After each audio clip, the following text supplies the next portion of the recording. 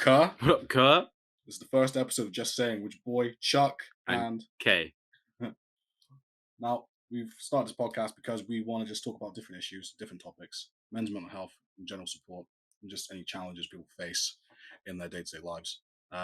So please excuse our audio for today. So I've done the smart thing and kept my microphone in my house, and my counterpart here, Kay, decided to leave his microphone at his home. So we are running on one microphone, but it's okay. And no camera. And no camera because my batteries aren't operational, even though we spent 15 minutes setting everything up. So be gentle with us as we're still learning, despite the slight media background I may have. We're still learning. This is the first time. Your media background, my music tech background, and it's going fantastic. Yeah, it is what it is. This is just us. This is real. So yeah, we're just gonna be talking about a lot. At some point, we're gonna have emails going for you guys to write in any questions you may have, any advice you're looking for. I'll say it now before people start getting on us later. We're not professionals. We're not qualified. We just give an outside perspective looking in and what we would do in a situation. Anything that's a bit more severe and needs, sort of major attention, we would direct you to mental health resources, crisis resources, anything that we can online that's free. And we'd also advise speak to family member and people you trust. All right. So we're going to dive in with some Reddit posts and see what there is for us to really talk about.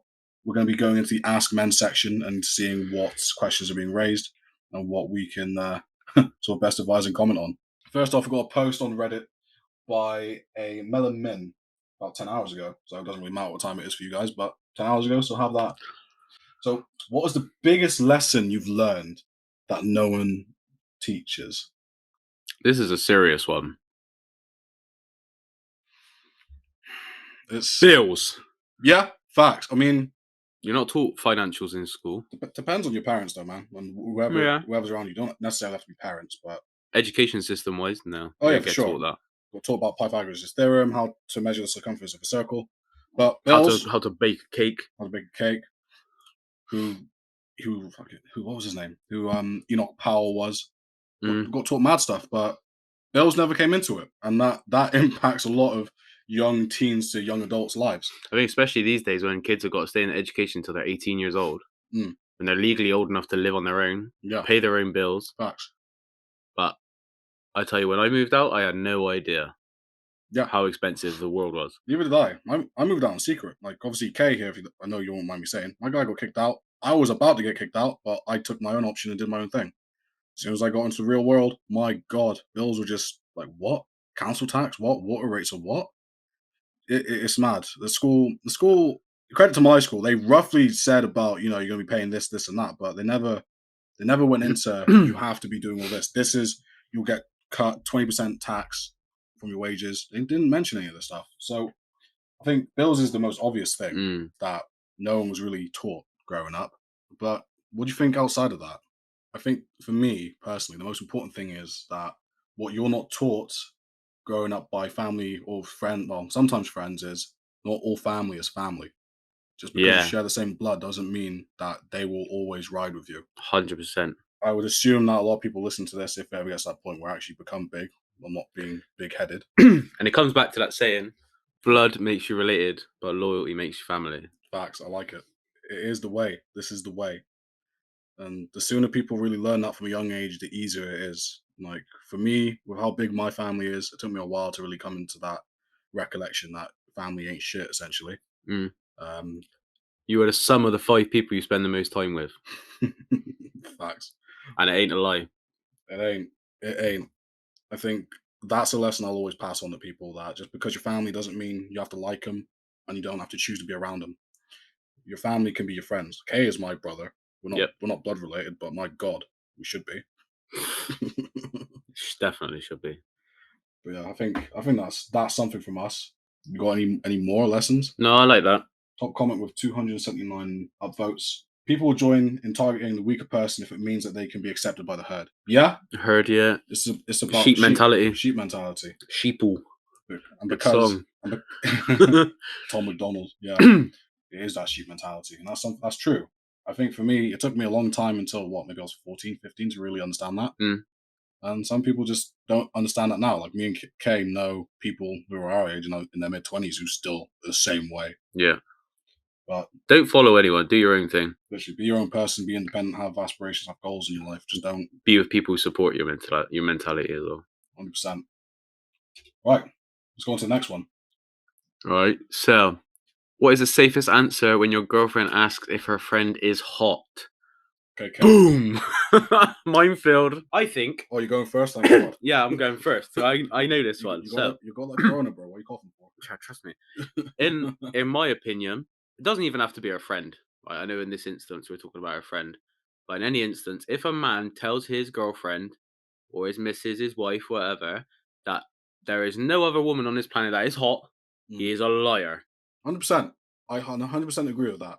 As much as you want to spare your partner's feelings, you want to make them feel like the best person on the planet, whatever, you can still do that, but you got to be humble and honest. Yeah. I've said it to my girlfriend, like, when these conversations come up, I will always say to her, like, if I see somebody that's attractive, she asks my opinion, I'll say, okay, yeah, she's attractive. I'm not going to give her a 1 out of 10. I'm not going to do the rating thing, because that would get messy, in my opinion. That's just derogatory as well. Yeah, it's derogatory as but for me, I will say, okay, yeah, she's attractive, but, I'm with you, so it doesn't matter. My girlfriend accepts that, and I think every partner should accept that, either be it male, female, non-binary, whatever. I think the safest answer is always the honest one. You can say, look, she's obviously attractive. I'm not going to lie to you, but it doesn't matter. I'm not interested. Just be honest, be humble, and just be yourself. I think it's the way you word the answer as well. I think you said her friend is hot, and she could potentially get annoyed. If you said she's very attractive, then she should be happy that you think her friend's attractive. She shouldn't be putting you down because you said she's hot or whatever. Facts. But if you turn around and say, oh, your girlfriend, your girl is peng. Shanice! Your friend's looking peng today. Then nah, that's not what you do. You're not going to be with your girl for very much longer. No. Respect works both ways. Yeah, exactly. Just be respectful. Don't be an idiot. And just be as sensitive as possible, but always be honest. I'm going to read a comment. This top comment from Relative Picture. It's got 17.9k upvotes. Ma'am, I have a girlfriend. That's also an okay response. Hey. Right, let's go on to the next one. What do you wish you hadn't found out? Tough one. I think we all have something deep within us that we did not want to know. I guess I'll go first. I've got mad personal stuff I want to talk about, but I'm not going to. Trying to be non-controversial a little bit. Yeah, I'm fucking ready to fucking rant, but I want to rant. I want to say a lot of stuff, not specifically about people I don't know, about somebody I do know. But we're gonna keep it peaceful for this episode. What do I wish I hadn't found out? So many things, but you can't put your finger on one. It's a big concept, isn't it? I think these days the majority of things I find out I didn't want to know. Yeah. Because the thing is, I'm thinking of things, right, where I wish I didn't find that out. But if I didn't find that out, then I would assume things are okay, you know? Like, I wish I didn't find out my friend died. Like, then what? 2 years go by and I haven't heard from them. And I still didn't know. It's like, oh, they're ignoring me. I might be even more upset. I'll tell you one thing. So what I wish I had never found out was the true amount of men that commit suicide each year. In a backwards way, I wish I never found it out. It puts things in perspective, doesn't it? Yeah. Seeing as it's never talked about. It's not talked about enough. I mean, for the past, I'd say maybe 2-3 years, there's been a big uproar in, the awareness of it. And I'm all part of some groups on Facebook that's mental health support, men's mental health support, a group called Strong, where it's just for men, just talking about what they go through on a daily basis. I think there needs to be a lot more crisis resources orientated around men, because there's a lot of stuff that goes on for men, as well as women. Don't get me wrong, we're not misogynists out here.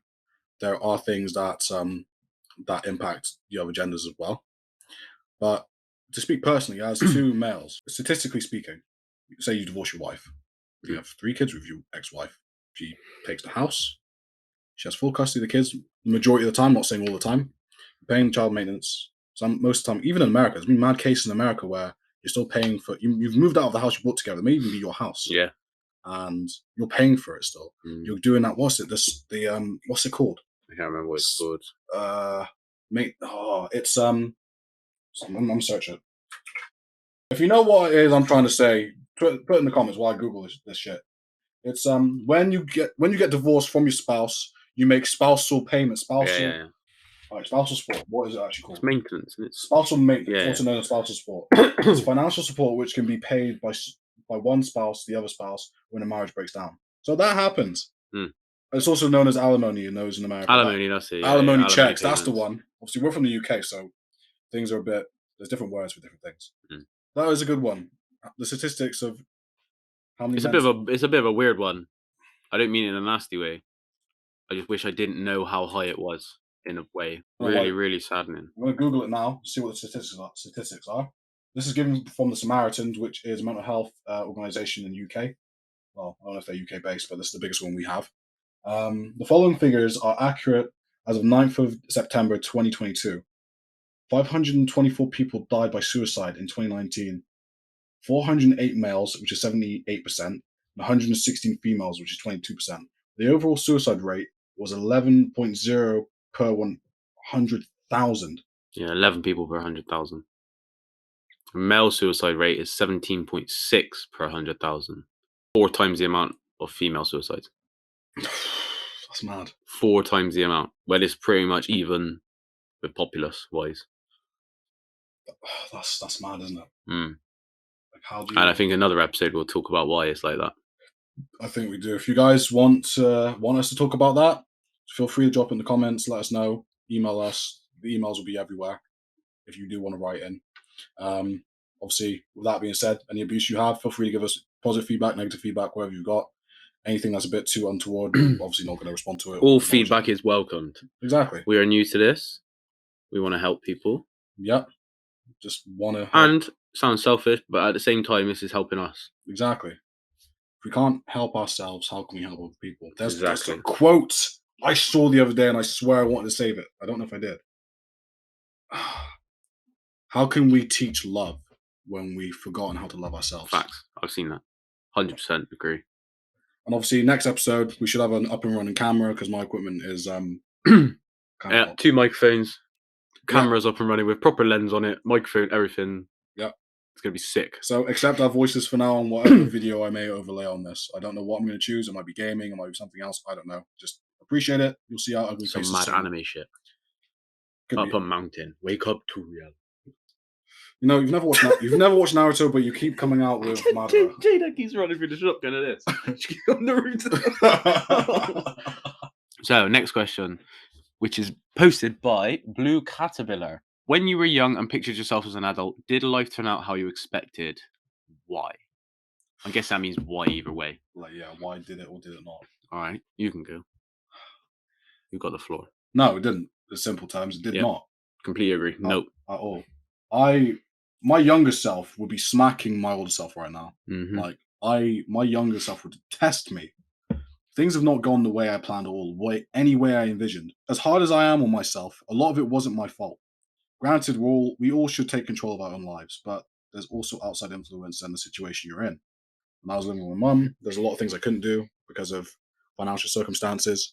I couldn't work due to financial circumstances. It didn't help me prepare for later on in life. So I had to move out the way I did, and I've been working hard ever since. You know, my daughter was found out that my ex-partner was pregnant, and I had to figure out how to prepare for a family. Me and Kay met at a bingo center. We worked in the same place. We met there. Do you remember the date, bro? This is a true test of friendship. Do you remember the fucking date we met? Why would you do that to me? Because my memory's shocking. I can't remember my fucking microphone. Let alone the day I started seeing you. You would only remember because it was the start of your employment.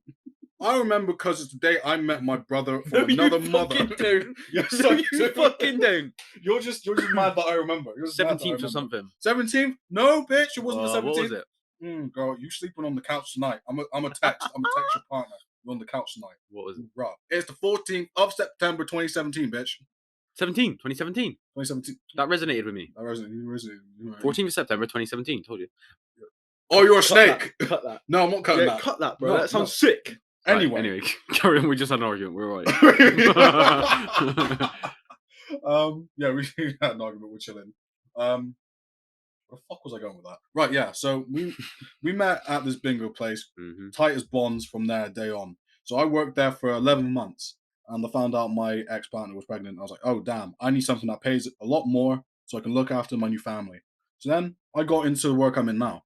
We're in this industry for 4 or 5 years now, probably pushing 5 years. Yeah, 5 years almost probably. Jesus Christ, it's been that long. Yeah, so I've been pushing it for 5 years. It's not where I wanted to be at all. Back in those days, I wanted to be a photographer and videographer. That's what I was trained to do. That's a lot of stuff I practiced doing. Did a lot of voluntary work, did a lot of freelance work. That's what I was doing. That's what I always wanted to do. The equipment I have today with the camera and stuff, yeah, the camera isn't working right now and you can't see us. That's not the camera's problem. That's the battery's problem. And the batteries, after being used for so long, since when I get the camera, I got the camera in 2013, guys. I got the camera in 2013. That's 10 years ago. Those batteries have been going.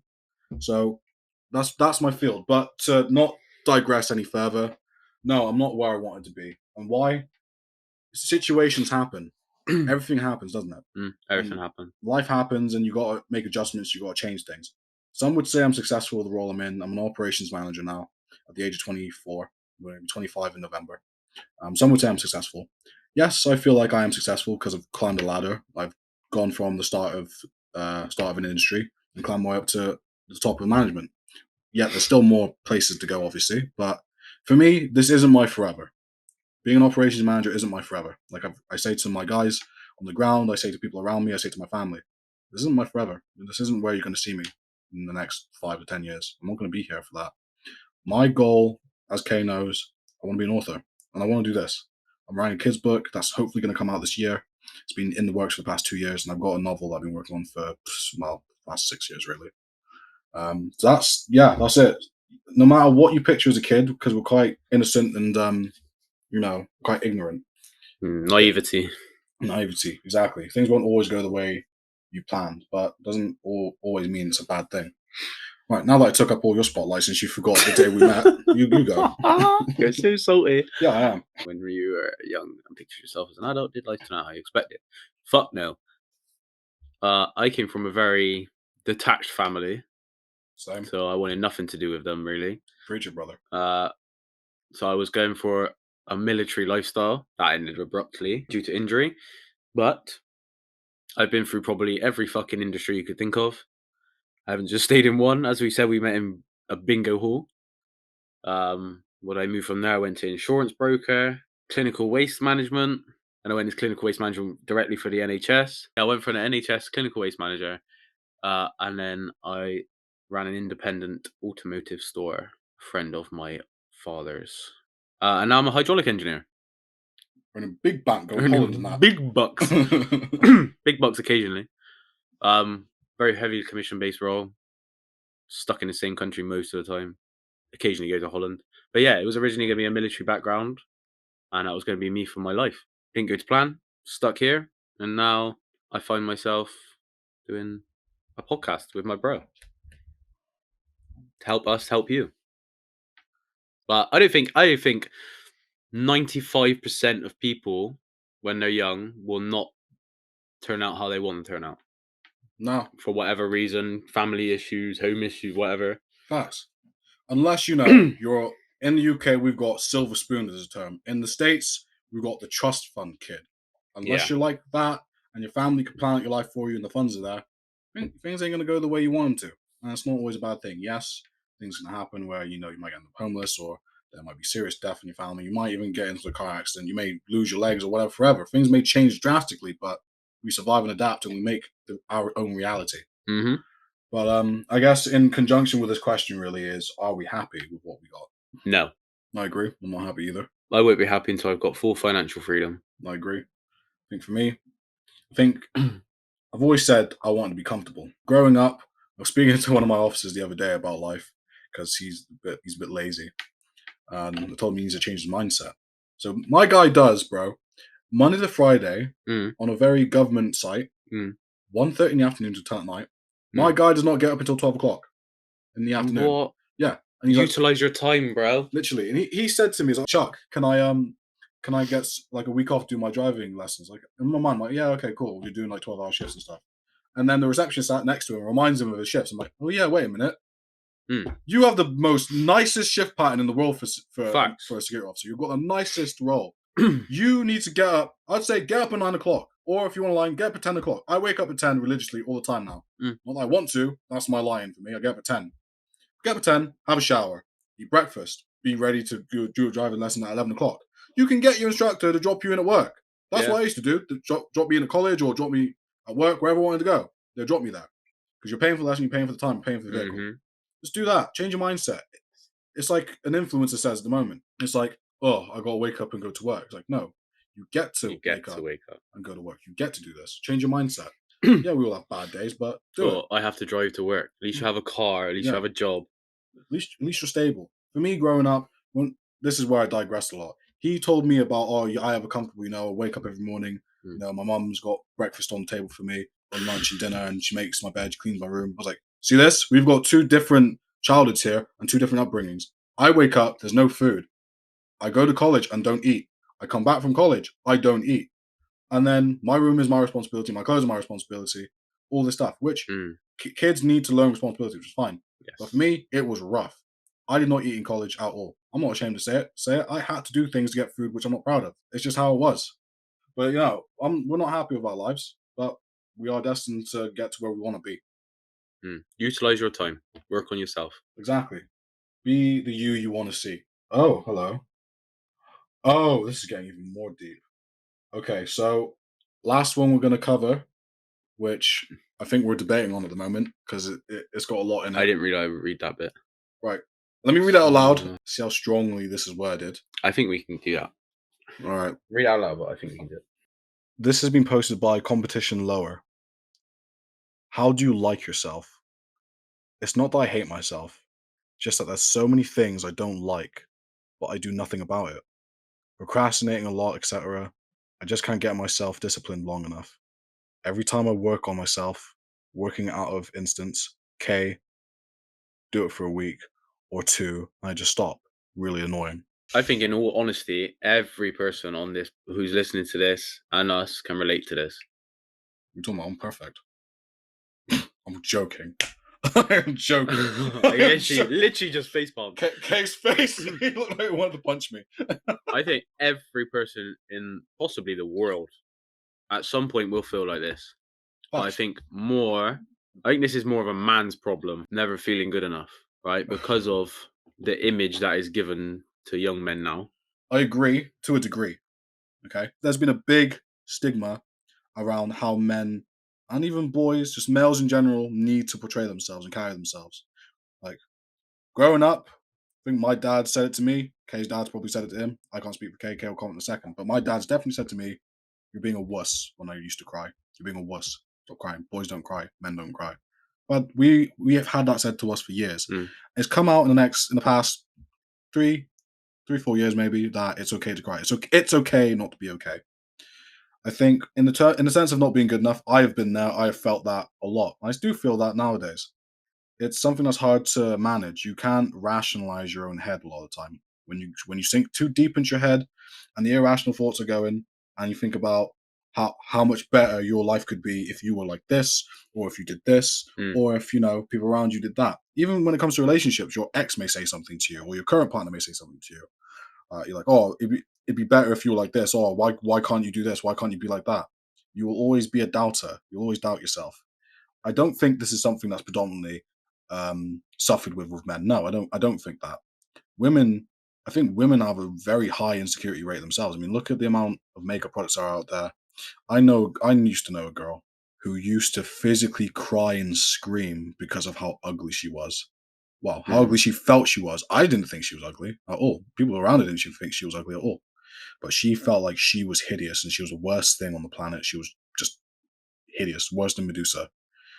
She used to try and do her makeup nice. She used to try and do her eyeliner, her flicks, everything. She wanted to get her makeup sort of 10 out of 10 in that terminology, And when it didn't go right, she would not leave the house. She would be stuck at home for maybe a week or two, just crying and being very sort of depressive and just very severe mental health in her own mind, because she was trapped in her own mind with how insecure she was.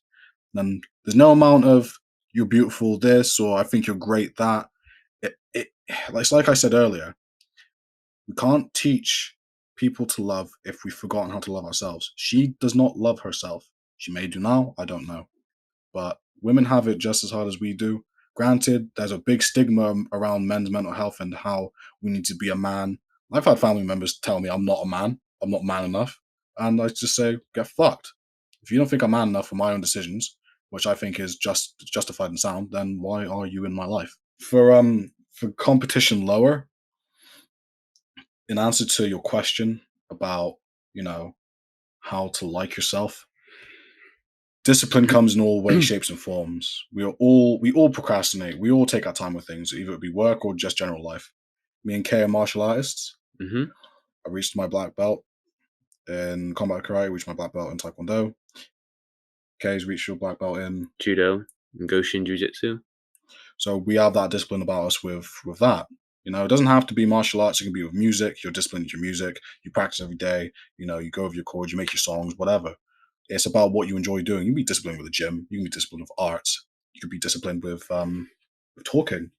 Depends on what your interests are. Mm. Even gaming. A lot of like past 5 years, there's been an increase of how popular gaming is. Twitch came out not too long ago. It blew up with COVID as well. Yeah, COVID made gaming great.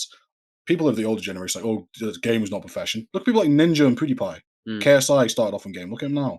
PewDiePie got blocked now. Wait, what? He's been banned on Twitch. Has he? Yeah. Don't know why. Just saw it earlier. Anyway. Next episode. Seriously, I mean, it depends on what your hobbies are. Your hobbies can be a passion. It can make you disciplined. You know, gaming, not a lot of people take it seriously, but it takes a discipline to get good at gaming. It does. And a lot of people don't take it seriously, but it is that. You just got to find something that's unique to you, makes you who you are, and, you know, makes you appreciate yourself as a human being. I think there's probably a lot of things I like about you. Obviously, I don't know who you are. I don't know where you are in the world. I don't know what's going on with you. But I think whoever you hold close to you in your circle, be it family, be it friends, they can tell you how good you are at something, or, you know, like what makes you you, what makes you unique, what makes you special. We can only truly see ourselves through the eyes of others. Mm-hmm. Others that matter who are in your circle, not haters, not people who want to bring you down and keep you oppressed within yourself. People who love you and care about you and think of you as family. That's where you need to see yourself from. Not from your own perspective looking in a mirror, through someone else's eyes that you trust and value in your life. Now I've taken up a lot of your speaking time, Kay. You like doing that, don't you? I guess so, even though I don't really like talking anyway, but here we are. I don't know, I think you pretty much covered it, to be fair. I'm just reading it again just so I can go over it. Discipline stuff, you definitely covered that. I would say procrastinating. I used to do that a lot. Used to. We both know. How long has it taken us to sit down and do this episode? So we both procrastinate still. I think we've gotten better. Definitely gotten better. I'd say just start with a list. One thing each day for a week, and then move on to 2. Yeah. Don't push yourself too much because it won't happen.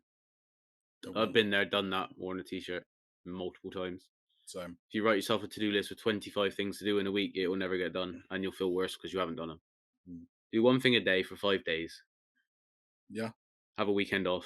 Do it again the next week. Do 2 things. I think what brought me out of my cycle for the first time, I saw a video on Facebook a couple of years back of this Navy SEAL, like Kay's gonna slap me because I don't know anything about the titles or anything. So I'm gonna say the top chief commander because I don't know what he was, and I apologize to whoever that is because I don't know your name, I don't know your title, but I still respect you for what you are. Oh, Kay's gonna research because he knows what I'm talking about. So what he said to me resonated with me in my darkest time. He said that no matter what happens in the morning, no matter what happens the day before, no matter what happens or how you're feeling on the day before, get up in the morning, you make your bed. Make your bed, that's a success. You've accomplished something in the day. You go out, do whatever else. There may be some hiccups, there may be some failures. You come back to a made bed. And I don't know why that hit me hard. It just did. I don't follow the military or Navy or anything like that. I don't follow that at all. Kay knows I don't follow any of that. As much as I respect the troops and everyone going out and doing fighting for their countries and, you know, holding that honor, I appreciate that and I respect it. I think Kay's found out what it is. Yeah, so you're on about David Goggins. Sure. Right. So he is an ex-Navy SEAL. He does Ironman competitions. He runs like 80 miles over a weekend, and he's insane. Right. Something he said that is similar is there is no better way to grow as a person than to do every day something you hate. Yeah, fair. Like I said, but one thing on a list you hate doing. Everyone hates doing the washing up, but it needs to be done. Put that on your list. Make sure you do that today, tomorrow, the next day, the next day. and then put 2 things on your list when you've succeeded in that. Exactly. It's all about progression. Don't put too much on it. Just start light and then go heavy when you want. It's like in the gym. Progressive overload. Yeah, it's like in the gym. You don't do your first day at the gym and say, "Oh, I'm going to go bench 150 kg." No. I thought I'd solved the problem when really I was creating new ones by taking the path of least resistance. Oh, that's good. Matt. That's That is good. going in the folder.